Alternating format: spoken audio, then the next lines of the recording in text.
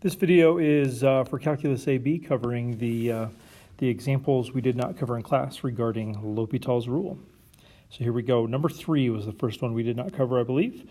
And here's how this one would go. We would evaluate the limit of the numerator first,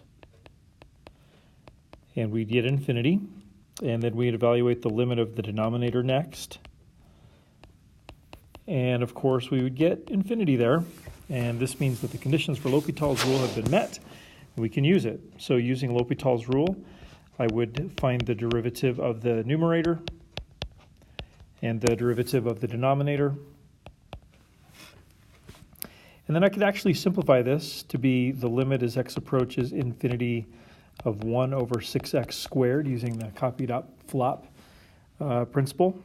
And so then I can now evaluate this limit, and I should be able to finish it here. Remember, if the numerator is held constant and the denominator gets large, heading towards infinity, then the overall value ends up going towards 0. So I can say, therefore, my original limit is also 0. And that would be my final answer, given my good conditions and my good work above. All right, the next one here would be number 4. And this one is presented partially with a table of values to help us figure this out. So I'm going to go ahead and apply the limit to the numerator.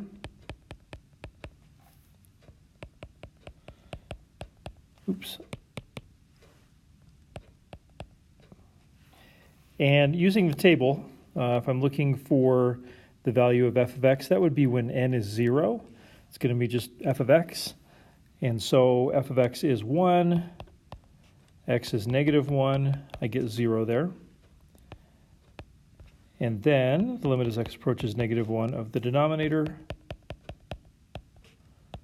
Of course, that's just -1 plus 1 squared, which is 0. So the L'Hopital rule conditions have been met. So then my next step would be to apply L'Hopital's rule. So I would find the derivative of the top, which would be f prime of x plus 1. And the derivative of the denominator would be 2 times x plus 1 to the first. Technically, there's a chain rule factor of 1 there, and I'm not going to write that. So now I'm going to find the limit of the numerator. And I'm going to be using this in my table for f of x. So that would be -1 plus 1, and that's 0. And then I'll do the same limit to the denominator.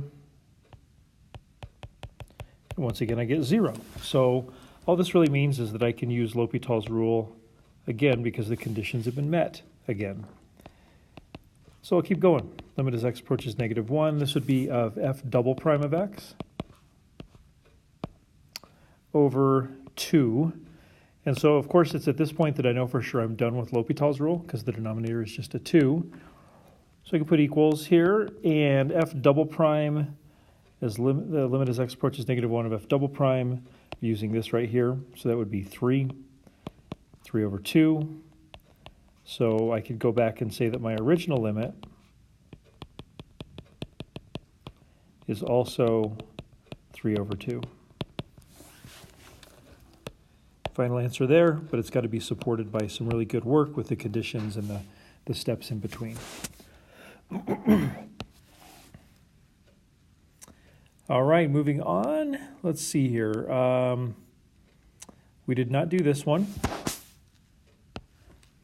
So once again, it's a limit of a fraction, and so I'm going to go ahead and do the limit of the top.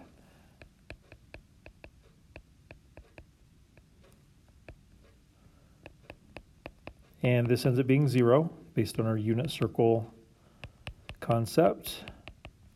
And then, of course, down below, we also get 0. So the L'Hopital rule conditions have been met. So I'll use it. Limit as x approaches pi over 2, be negative sine of x over 1. So kind of like before, I know for sure that I am done with L'Hopital's rule because the denominator is just a 1. I go ahead and apply the limit to the top. I get -1 over 1. Of course, that's -1. Therefore, I can bring it all the way back to the start and say the limit as x approaches pi over 2 of my original expression also equals -1. That's my answer, but I've got to have that good work up above to support it.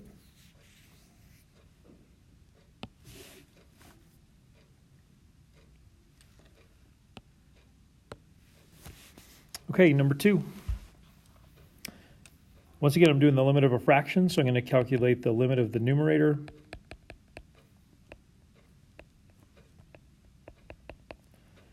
And 6 to the 0 is 1, so this should just be 1 minus 1, which is 0. And I'll do the exact same thing to the denominator. So tangent of 0 is 0. So I've got my L'Hopital's conditions met. So I'll use it. Limit as x approaches 0 of, this would be ln of 6 times 6 to the x. Down below it would be secant squared of x. Okay, so as I apply the limit to the top, I'm going to get ln of 6 times 1. So this is just natural log of 6. Down below it's secant of 0. So remember, secant is the reciprocal of cosine. The cosine of 0 is 1. The reciprocal of which is still 1. Squared is 1. So I think we're going to get natural log of 6 for this one. So therefore, we can bring this all the way back to what we started with and say that that limit is also equal to ln of 6. There's your answer. Got to have the conditions stated and the good work to go along with it.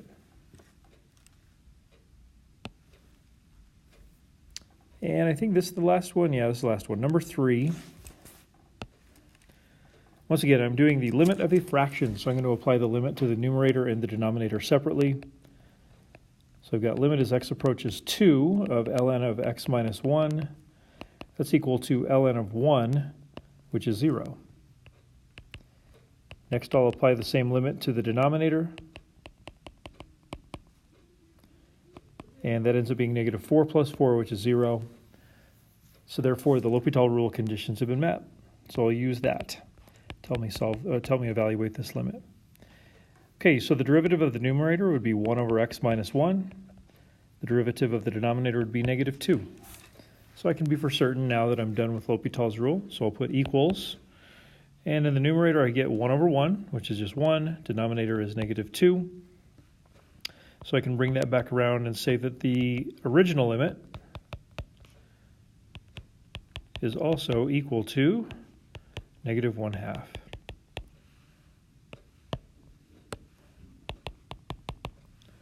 This would be my final answer, but I've got to have all that good work, the conditions met, so on and so forth above it. Okay, so I think that is all of the L'Hopital rule that we did not get to. I did go through those quickly. I hope that you paused the video. I hope that you tried some of these on your own, and maybe this just served as a good set of solutions for you. In any case, if you have any questions, certainly please let me know.